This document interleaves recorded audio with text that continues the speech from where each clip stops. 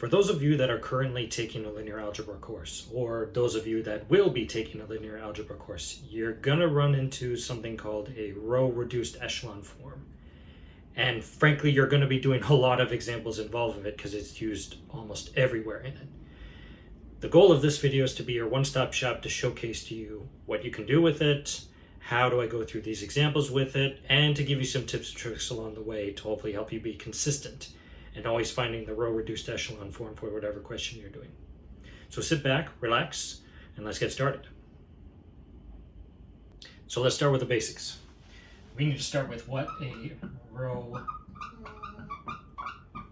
reduced echelon form, or as we refer to for the rest of this video and for the rest of your linear algebra course, RREF is. The idea behind a row reduced echelon form is to take a matrix, however this might look, with whatever numbers in it, and turn it into the identity matrix, where the identity matrix is just ones along the diagonal and zero everywhere else. This is always your goal of any kind of question you're trying to look for that involves row reduced echelon form. Now, not all matrices will be able to be this form, so we add a little asterisk up here and say or close to. As close to this as possible. So let me show you a quick example where you have something that's not exactly quite like it. So here I've changed the last row, where now these are all zeros, and thus I cannot get to the identity matrix because the bottom row is going to be 0. So again, this is still in row reduced echelon form, but it's not exactly the identity matrix. So let's define what a row reduced echelon form is specifically, so that we can then start going through the steps of how to solve one. So let's state what the definition is. Definition. A matrix is in row reduced echelon form if it satisfies all of the following. The first one is that all rows with non-zero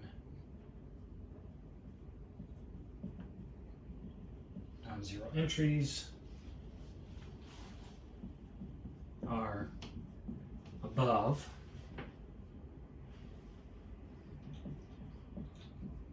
those with only zeros. Basically, just put all the rows with all zeros on the bottom. The second one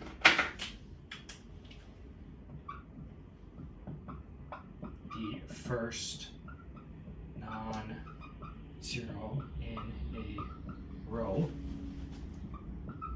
must be 1, where this 1 is also called a leading one. The third is the leading one must be to the right of a leading one above it.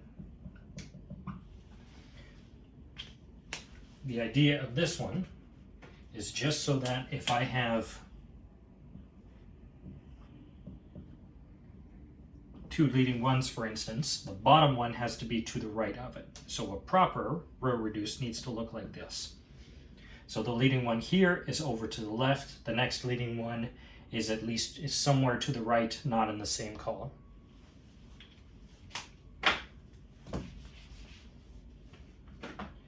And our final one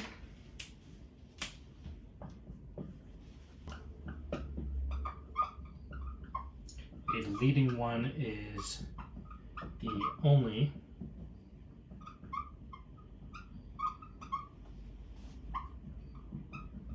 non-zero entry in a column. What this basically means is that if you have a leading one here in the first row, all of these others must be 0. You cannot have a 2 here, for instance. They must all be 0s.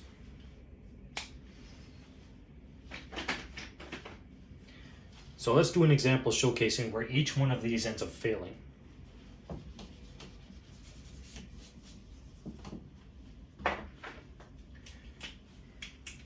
So the first statement states that all rows with non-zero must be above it. So if I have a row reduced, if I turn my matrix into this one, this does not pass because all of the a 0 row exists up top.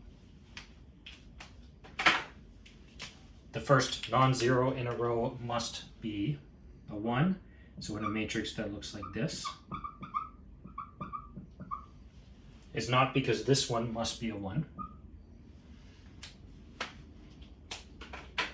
The third is where the leading one must be to the right of another. So I can't have a matrix where I have a leading one in the second column, in the second row, before this.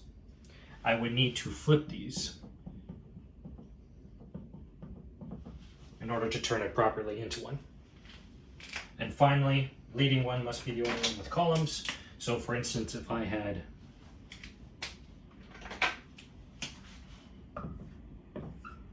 a matrix here,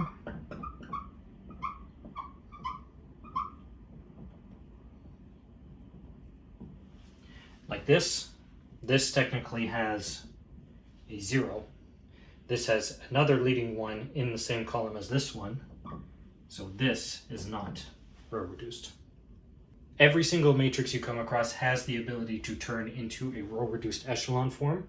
Even the 0 matrix has its own form, which is technically just itself, but still. The idea that any matrix you have can be turned into this form is one of the reasons why these rules are so strict with it. So now that we've talked about what it is, let's go about how do we do it. When we start going through the steps of how to turn a matrix into its row reduced echelon form, we need to learn what we're allowed to and what we're not allowed to do with switching around the numbers, changing the rows, doing these operations, we will call them, on our matrix to turn it from its current form to row reduced echelon form. These rules or steps you are allowed to do, they are called elementary row operations, or EROs for short. And there are 3 specifically that you are allowed to do for a matrix when turning it into row reduced echelon form. If you do anything besides this, it will break your matrix and you will no longer have the right answer to your question. The first one is you are allowed to multiply a row by a non-zero number. So if I have a matrix that looks like 2, 0, 0, where this is almost in row reduced echelon form, I am allowed to do the operation where I take the first row and multiply it by 1/2. So now when I replace it, this one, first row, all of the values are cut in half. And this is now in row reduced echelon form. The second one is where you are allowed to add/subtract a multiple of another row.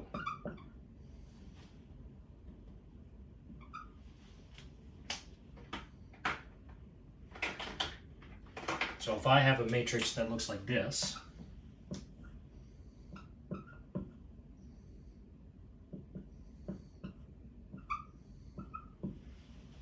where I'm just very close to it, I'm allowed to do the operation where I take the first row and add it to the second row. So that now this will become 0, 1, and 0 for the middle row.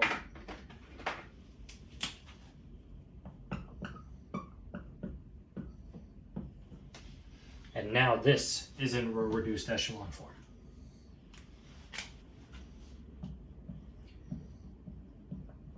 Is you are allowed to swap rows. So if I have a matrix here,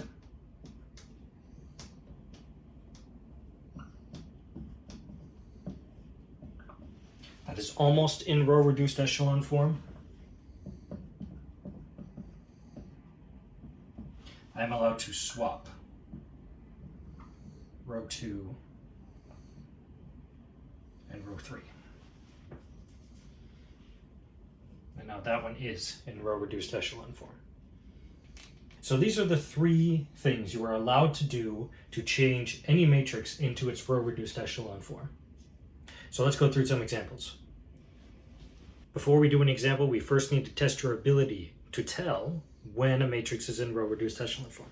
So here, I've given you 1, 2, 3, and 4 different matrices. Let's see if you can figure out which are row reduced echelon form. Pause the video if you need to, because I'm going to solve this in 3, 2, 1. Okay. So every time that you look at a row reduced echelon form, you need to check a few things. First, are there any 0 rows? Yep. And these are on the bottom, so that's our first check. We don't have any other zeros in the other ones, so we're good for our first one. Second check is you need to be able to locate all of the leading ones in every row. That's the first entry that is non-zero. So for instance, first matrix has 1, 2, 3. This one has 1, 2. Third one has 1, 2, 3. And the final one has 2. Okay, now that we've identified the leading ones have 2 requirements as part of it. They need to make sure that in the same column as it, all the other entries are 0. First one is a check. Second one has a 0 in both of the others, and the final one has a 0 here. This one contains all zeros, this one contains all other zeros, this one contains zeros, zeros. This one, however, does not, where this one should be 0. Because of that, this one is not in row reduced echelon form. However, this one has a 0 here and a 0 in this one. So everyone but the third one passed that test. The final one is to check that all of the leading ones follow a diagonal path, right? So basically, every ones that are higher have to be closer to the left, and then they have to go down further to the right. So you check at each row, is there another leading one that's up and to the right of it?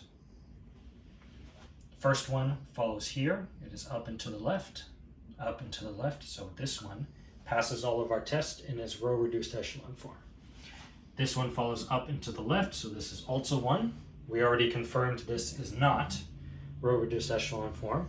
And the final test here, oh, that is up and to the right. So this one is not in row reduced echelon form. So if you said 1 and 2, congrats. You did very well. This was initially set up to be a little bit tricky for you because you weren't sure what to do about this row. This one you might have been able to tell, but this row was a little bit tricky. So that's why a step to take these of identifying the leading one is essential with these. If you are able to find all the leading ones in a question, you will be able to test all of the assumptions it needs to have, and you'll be able to figure this out. So now that we know how to identify row reduced echelon form matrices, how do we turn a matrix into one? In order to get good at identifying which steps you need to take, you need to do a lot of practice when it comes to row reduced echelon forms. Specifically, what steps can you kind of take in order to make sure you don't get caught in a loop? For those of you that have already done one, you've done this with at least one other question so far. You get fixed on swapping at a certain point, you subtract it the wrong way, and now you end up with something that's not correct and you don't know where you messed up and you have to go back. We want to be careful with the steps we take just to make sure we're following the same order. So here is the first tip you need to keep in mind for your assignments, your quizzes, and especially for your exam. Your goal of a row reduced echelon form always is to try your best to put it into this form, into the identity matrix. So if you find, as we go across and we check, if a value you see is already one you need, you do not touch it. So for instance, if we go and double check all of the values, we will see that this one is already good. This one and these ones are all values we do not want to touch in these. If you start to think of them this way, you'll never go backwards and never get caught in a cycle. Don't touch the ones that you've already got. Change the ones that you need to correct. So, the first one I'm going to work with is trying to turn this number 2 into 0. In order to do that, I'm going to do the row operation where the new R2 is going to become R2 minus 2 times R1. So I'm going to take the second and subtract 2 minus this one up top.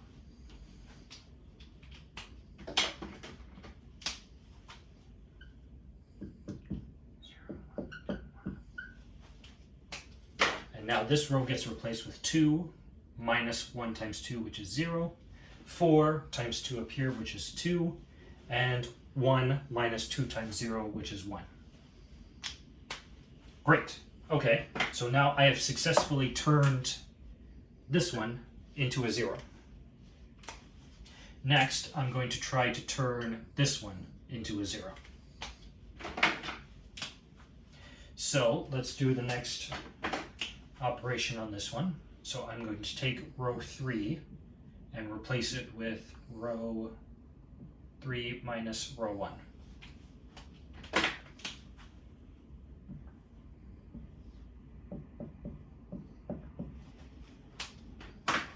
So we'll get 1 minus 1, which is 0, 2 minus 1, which is 1, and 1 minus 0, which is 1.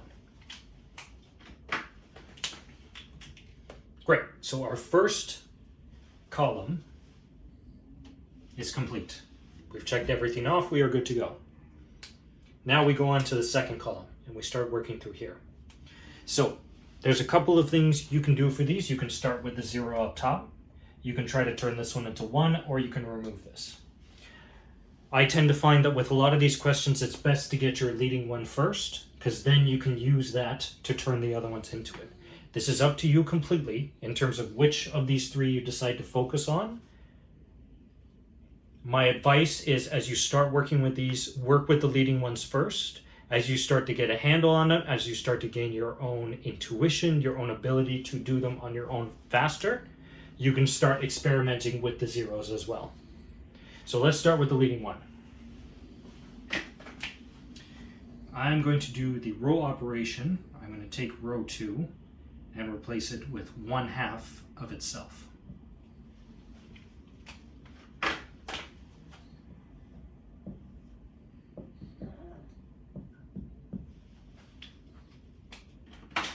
So now I divide every entry here by 1/2, so I get 0, 1, and 1/2. Generally, when it comes to fractions, they do often appear in the entries for these, so don't be alarmed if you start getting them. A lot of assignments and others do have these. The exams try to keep them to a minimum just to avoid the lengthy amount of ones you have, but you still can end up having them depending on your professor. Okay, so we've got our leading one. Now we need to get the rest to be 0. So,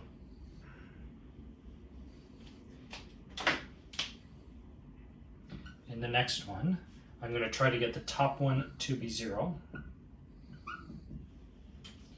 So what we're going to do is replace the first row with R1 minus R2.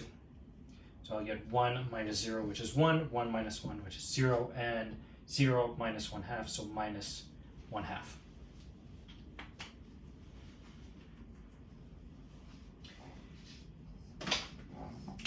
So we've got the top 0 up here. We're going to get the bottom now.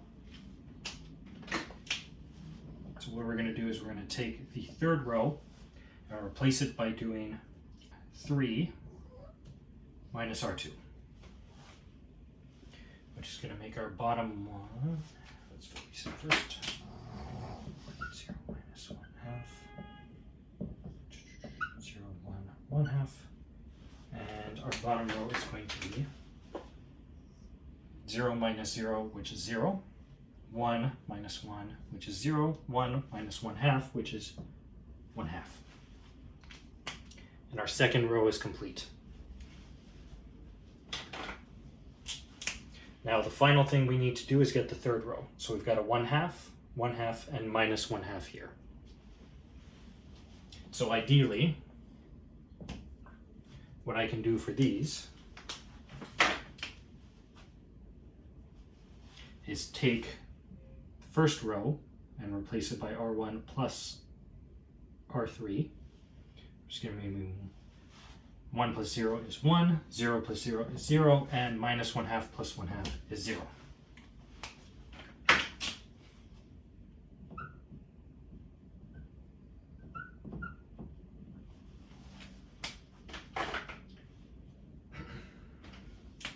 We're going to take a little loop here, but bear with me. Now we're going to try to get this one to be 0, so I'm going to take R2 and replace it with R2 minus R3.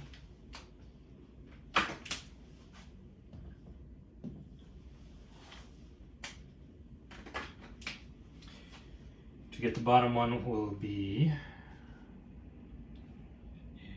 0, 1 minus 0 is 1, and 1/2 minus 1/2 is 0.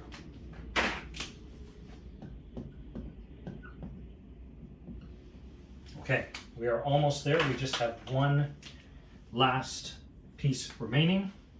And for our final step to reach our goal, we're going to take the third row and replace it by 2 times itself. And finally, we will end up with its row reduced echelon form. So those are all the steps you got to see in terms of how to do a row reduced echelon form. We ended up using second row, the second elementary row operation. We ended up cutting 1 in half, multiplying it by 2, which was the first operation we can do. We did not, in fact, swap any of these rows. Normally, swapping comes with patience and with experience with doing these. If you notice 2 rows are almost there, then you can switch them. But oftentimes swapping ends up making it a little bit more confusing. So avoid them at first, get your practice in, and then after you've done a few, you'll get a better handle of like, okay, I could swap here and then do this nice trick of subtracting them. And that is everything you need to know about row reduced echelon form. Thank you very much for watching. I hope this helps you on your linear algebra journey. Please feel free to like and subscribe if you want to see more, and let me know a particular topic you would love me to cover next, whether in linear algebra or other topics in math. Best of luck to you, and I'll see you in the next one.